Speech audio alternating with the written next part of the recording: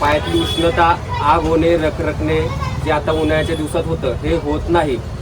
हा वाला makeup look जसा की मी शेअर केला, मला इतकी जास्त निगेटिव्हिटी बायकांची बघायला भेटली. म्हणजे बायका काहीच विचार न करता सर्रास बोलत सुटतात. मी जेव्हा बायकांना असं मिनिंगलेस बोलताना बघते ना, स्वतःवर प्राऊड फील होतं की आजपर्यंत मला गर्व आहे की मी कोणाच्या मनाला लागेल असं डिरेक्टली बोलू नाही शकत. आणि मला नेहमी पॉझिटिव्ह आणि प्लस पॉईंट्स दिसतात की समोरचं आपल्यासाठी काही करतंय तर मी ते ॲप्रिशिएट करते. आणि या लुकला घेऊन मला एवढं जज केलं गेलं ना, पण प्रत्येक पिक्चरच्या मागे काही ना काही स्टोरी असते.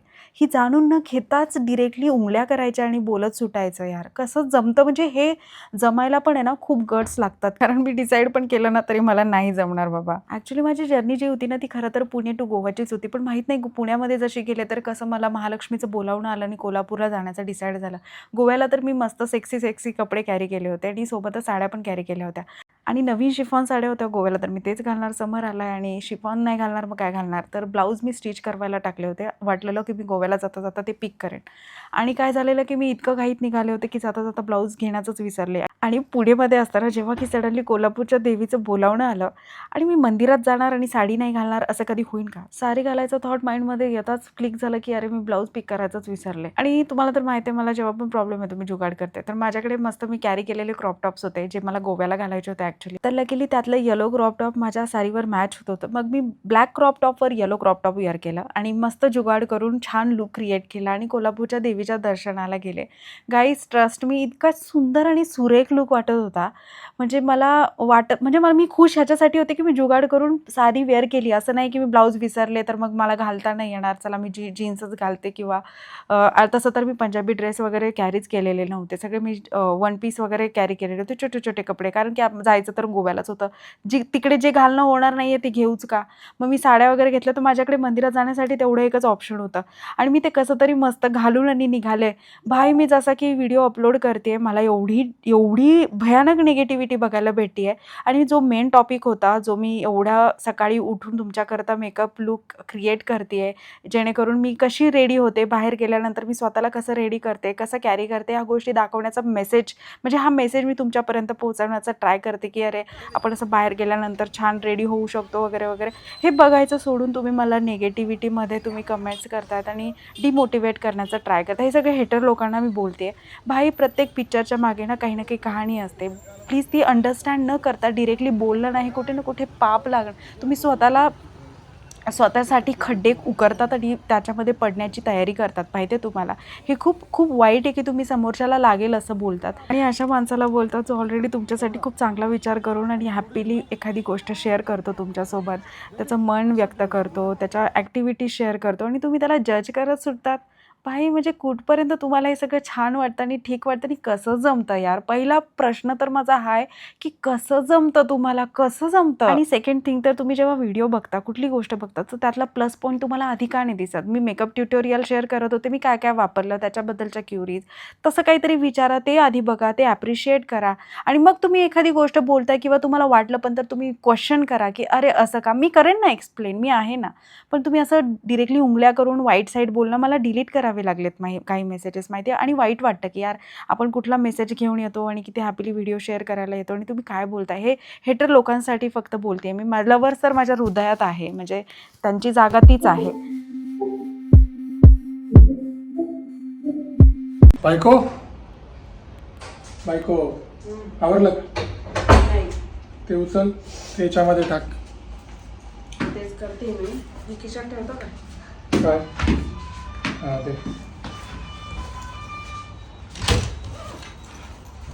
ते फ्रूट उचल, ते माझ्या बॅगमध्ये टाक. जॅकेट कशात ठेवायचं? जॅकेट माझ्या याच्यामध्ये टाक. ते फ्रूट, ते फाउंडेशन टाकायचं राहिलं याच्यामध्ये. बॅग आहे का कुठली?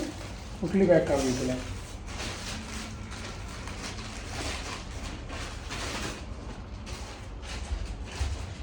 पटापट काम कर, पटापट कर ना. किती टाइमपास आहे?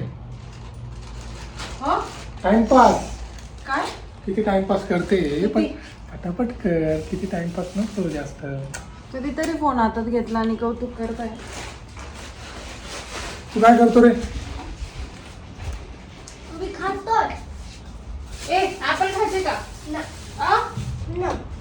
ते तुझ्या बॅग मध्येच ठेव वरती.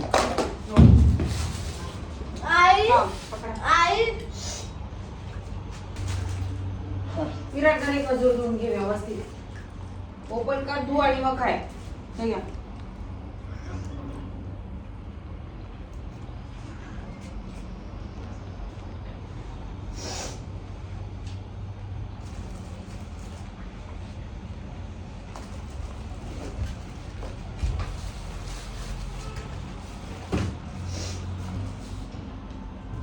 आणि हे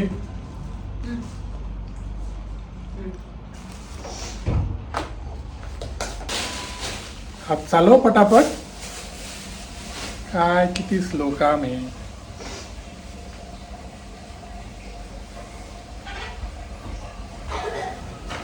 हा तुझे मेकअपचे प्रोडक्ट व्यवस्थित उचलून ठेव. मेकअप नाही येते, औषध आहे. हा सॉरी, औषध.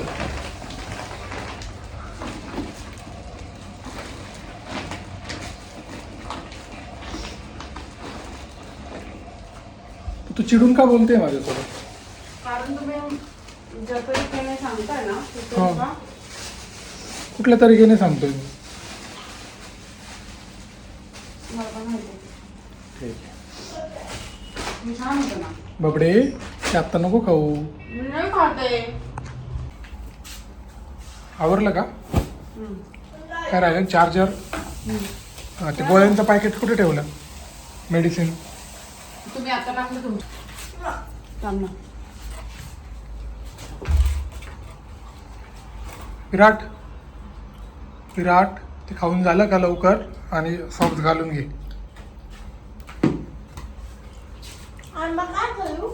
तुझं हनुमान चालीसा बघ. ते सर्व बॅग मध्ये ठेवायला लागेल तुझ्या. हे का? दी फेकू नका.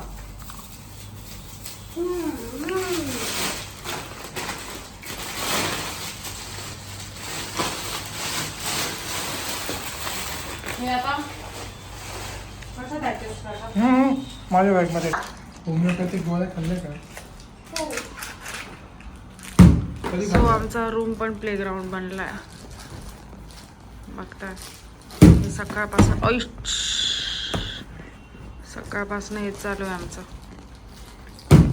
अरे ऐ वा. खतरनाक कॅच घेतो बरं का विराट तू. ओ एम जी.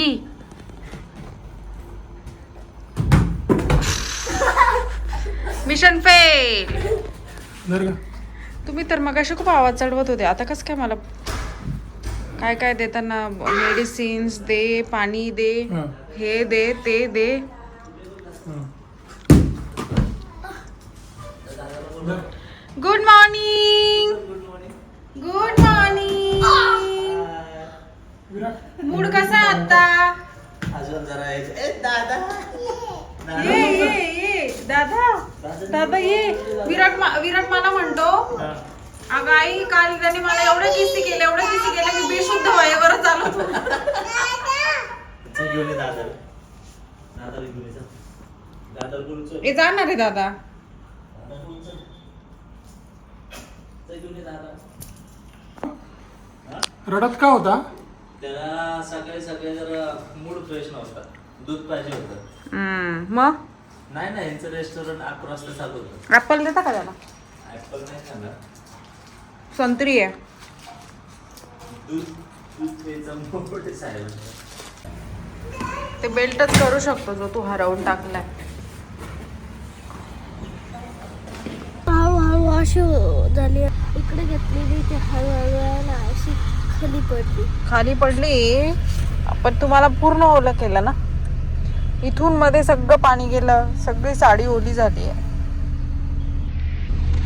सांग मला आता काय करायचं? काय तुझं सॉरीचं काय करू मी? काय कर लोणचं घालते. नाही आता तुझं सॉरी घेते आणि असं छान लोणचं करते आणि चपातीसोबत खाऊन घेते. मग करायचंच नाही ना असलं काही फालतूचं. पाणी प्यायला 1 तास बॉटल खेळतोय तू पाण्यासोबत. कितपत योग्य आहे मला फक्त सांग. ओलं करून टाकलं गाईज याने मला. पूर्ण साडी परकर सगळं ओलं आहे. वेडा कुठचा पप्पी दे आता.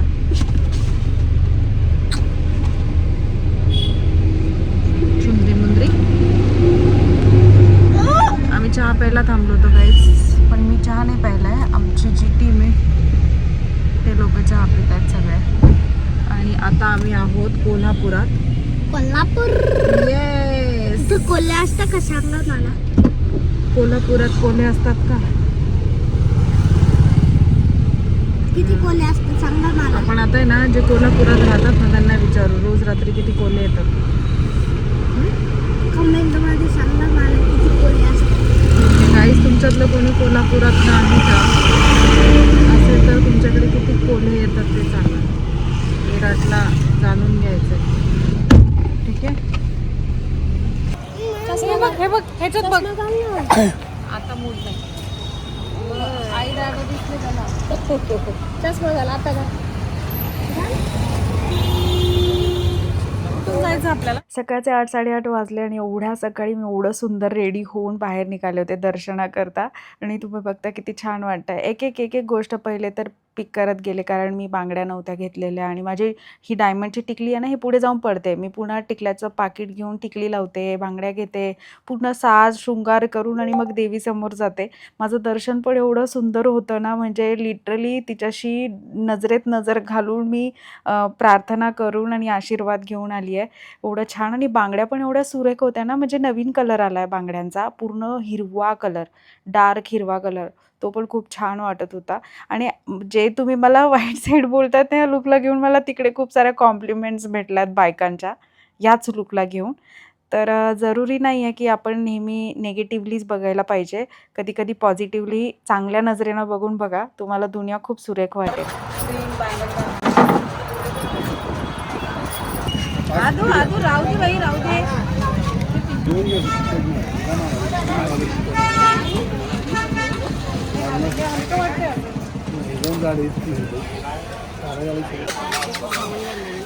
क्या चाहिए साड़ी वो 9 मीटर है 6 मीटर है.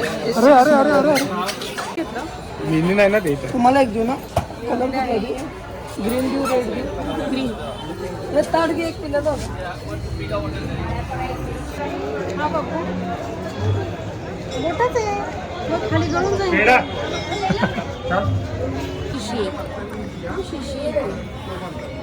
विराट साईडला टाका. रुद्रा हळू हळू हळू. रुद्र काय करतो? लागेल ना बेटू. दादा सारखं आमच्याकडून चुकून प्रसाद सांडलाय आणि आम्ही तो साईडला टाकतोय. रुद्रू आग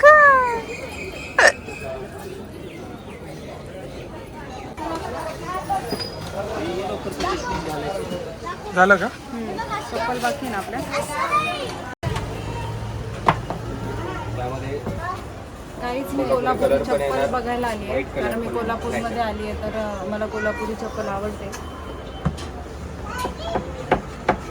मला चांगली चप्पल दाखव ना टिकेला.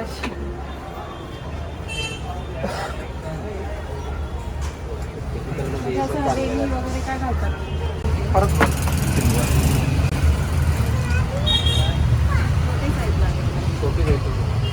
नाही मला असं ना डार्क वाला पाहिजे. मी तुम्हाला दाखवली नाही ही वाली. ते अशामध्ये हां तीच दाखव ना कशी. अशामध्ये तुम्हाला दाखवतो टिपिकलमध्ये. काय हा तुला पण घेऊ. ट्रेडिशनल छान होतं. त्यामध्ये साईड बघू ना ती साईज माझी चालते ना. 4 नंबर आहे. माझा पाय छोटा आहे. साधीच घे. एक ट्राय करा. हा ट्राय करा. हा बस.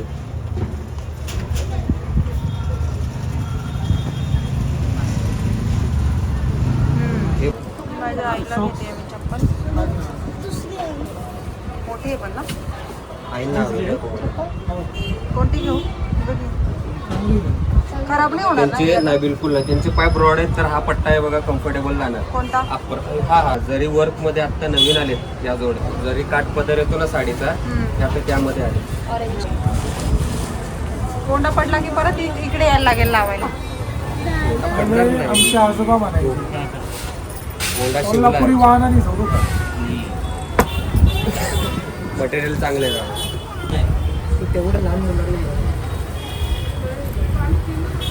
काय म्हणणार? गोव्याला असं जायचंय मला आता. गोव्याला असं तुम्हाला ती जायचं? नाही. जा जा. ही 850 आणि 2200 बघू. 2200 हँडक्राफ्टेड आहे मॅडम. बाई. याचे ही 950. म्हणून याची चप्पल ओजी आहे. ते अस्सल काम झालं कोल्हापुरीचं. हे जे बघताय ना, ही सगळी चमड्याची शिलाई आहे. हे सगळं हातावरचं काम. हे बडवून केलेलं चमडं. हे मशीन प्रेस. एका साईडने टाकले शीट तयार. हे असं नाही आहे. या चमड्यात आणि या चमड्यात जमीन आसमानचा फरक आहे. ही चप्पल आहे, तुम्ही अशी यूज केली तर 3-4 वर्ष जाती. पायातली उष्णता, आग होणे, रखरखणे जे आता उन्हाळ्याच्या दिवसात होतं हे होत नाही. याचे बेस्ट पार्ट आहे कोल्हापुरीची. हे असली आर्टिस्टचं काम झालं. हे आपलं रेग्युलर झालं. हो पण तरी सुद्धा जरा प्राइस कमी. गाईज आम्ही थांबलोय आता रेस्टॉरंटमध्ये जेवायला. नंतर आम्ही गोव्याच्या रूटमध्ये रेस्टॉरंटमध्ये जेवायला थांबलोय. इतकं भयानक ऊन लागतंय, माहिती नाही तिकडे जाऊन ॲटमॉस कसं भेटणार आहे. पण ऊन नाही पाहिजे तितकं आता जाणवतं तेवढं ऊन तिकडे नाही पाहिजे.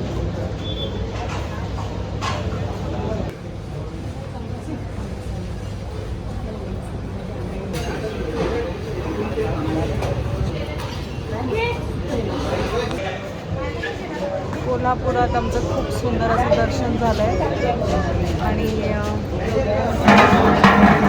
माझ्यासाठी घेऊन आलं आहे. आम्हीच घेऊया. हाऊस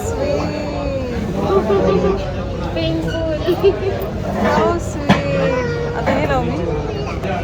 आम्ही घ्यायची. माझ्या बाळाने मला फूल दिला आहे. माझी तुला 160 ला थँक्यू.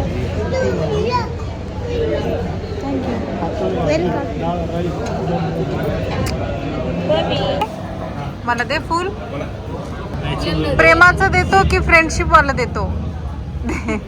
कुठलं देतो? थाळी जेवण.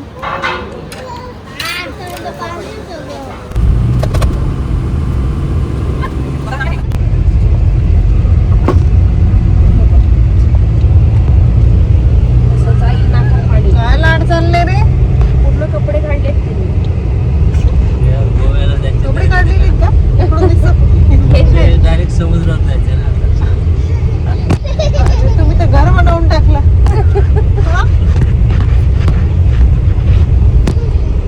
आम्ही आता कर्नाटकमध्ये आहोत आणि थोड्याच वेळात आम्ही गोव्यामध्ये असू. भेटूया आता डायरेक्ट पाण्यात.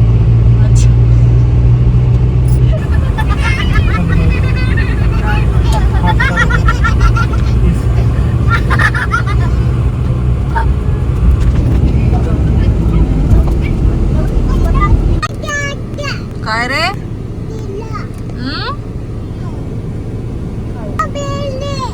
बनाना खायचं का? बनाना खायचं? खायचं बनाना?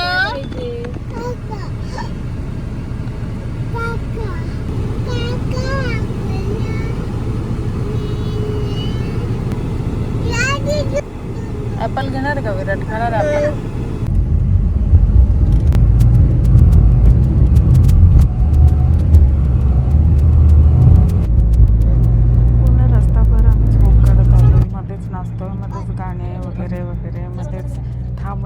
सुसू करणं मध्येच काय चालू होतं आमचं. आणि फायनली मग आम्ही नंतर रात्री. तर गाईज हा आहे आमचा रूम.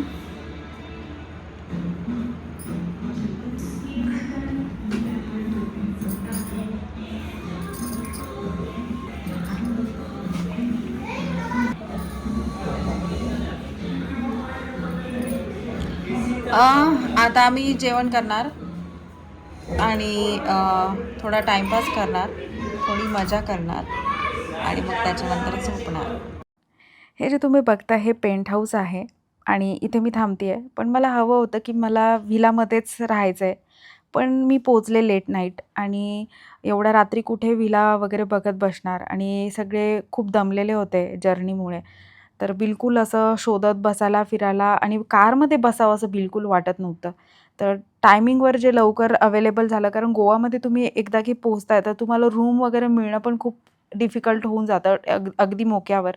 तर मला लकीली पेंट हाऊस विला पण एक फ्री होता, पण तो मला बिलकुल नाही आवडलेला. तिथल्या वाईब मला छान नाही वाटल्या. पण हा पेंट हाऊस मला चांगला वाटलेला. मग मी बुक करवला. ह्याच्यामागे पण भरपूर मोठं स्टोरी, आता एवढं सांगत नाही बसू शकत. बट स्टिल मला हा आवडला. तरी पण माझ्या मनात असं होतं ना, म्हणजे एक असतं ना, की आपलं माइंड जरा खूप जास्त वर्क करतं. तर मला असं वाटलेलं, की मी असा विला बुक करायला पाहिजे, ज्याच्या विंडोज ओपन करताच मला बाहेर फक्त आणि फक्त समुद्रच दिसेल, बाकी काहीच दिसणार नाही. इमॅजिनरी.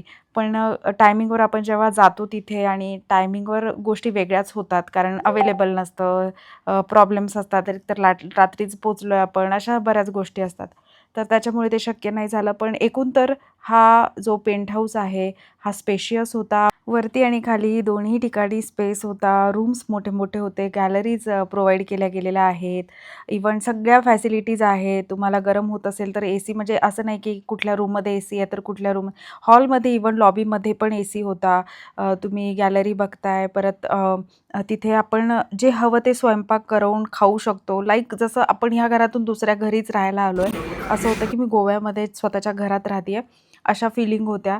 आणि सगळं काही अवेलेबल होतं तिथे आणि दूध वगैरे काही हवं असेल तर बाहेरच किराणा दुकान होतं, तिथून जायचं घेऊन यायचं. मी चहा पाण्याची सोय तर तशी घरूनच करून गेले होते, कारण मला माहिती आहे मी विलामध्ये राहणार आहे, स्वतःच बनवून खाणार आहे. तर गवती चहा, गूळ, चहा पावडर, साखर, बेसिक गोष्टी कॅरी केलेल्या आहे आणि नंतर पुढचं जे हवं होतं ते किराणा दुकानातून तसे आपण घेऊ शकलो असतो. तर आम्ही दुसऱ्या दिवशी पोह्यांचं सामान, म्हणजे नाश्ता, डिनर, लंच सगळं आम्ही तिथे स्वयंपाक करून खाल्लेलं आहे आणि खूप धमाल आणि मस्ती पण केलेली आहे. तर एकूण तर काय, तर खूप छान वाटत होतं. आणि माझा होलिया बघा तुम्ही, सकाळी कसा होता आणि आता कसं झालंय. पूर्ण अस्तव्यस्त झालेली आहे मी. आणि हे आमचं बघा, खेळणं बघा कुठे गेलं, हे बघा, हा आमचा घोडा लाड आहे. माझा ब्लॉग मला इथे संपवावा लागेल. भेटूया माझ्या उद्याच्या ब्लॉगमध्ये. Stay tune guys. बाय. भयानक डोकं दुखतंय आणि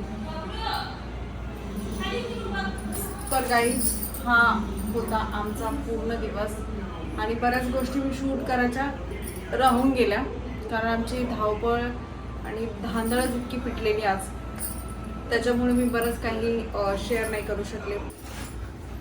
काय करते? आता आपण जेवणाचा कसा प्लॅन करणार आहे? जेवणाची ऑर्डर केली. आलो थांब. उद्याचा काय आहे, कसं आहे, कुठे आहे, जेवण आपण इथेच करणार. हा, इथे खाली डायनिंग टेबल आहे ना. इतकी दमले मी तुम्हाला खरं सांगते. माझ्यात बिलकुल एनर्जी नावाचा प्रकारच नाही राहिलेला आहे. पण असं झालं, मी कधी चेंज करेल, कधी आवडेल, कधी काय करेल. बँगल छान भेटला ना, इकडे नाशिकला नाही भेटत ह्या डार्क ग्रीन कलरच्या. त्याच्यात त्या गाडीत मगाशी तुटल्या, त्याच्यामुळे ते तुटल्या होत्या मगाशी. खरं तर मी खूप चुकीच्या टायमिंगला गोव्याला आली, हे मला गोव्यात गेल्यावरच कळलं. गोव्याला खरं तर पावसाळ्यात झाला पाहिजे असं मला वाटलेलं, तर मी पुढच्या पावसाळ्यात तर बुक करून ठेवलं आहे. मला गोव्यालाच फिरायला जायचं आणि पावसाळ्यात जायचं. आत्तापर्यंत कधी गोव्याला गेलेली नाही, त्याच्यामुळे माहिती नाही आणि कोणाला विचारलं पण नाही की अरे कधी जायचं. आणि जरी विचारलं असतं तरी एवढं 4-5 वर्षांपासून जायचं डिसाईड झालं होतं, तरी होत नव्हतं जाणं. सडनली दोघांच्या मनात आलं आणि आम्ही 3 जणं गेलो, फॅमिली इकडनं. तर तो योग मिस का करायचा, म्हणून गेलेलो. गाईज पुढचा ब्लॉग पण येतोय, so stay tune. Bye bye, love you all.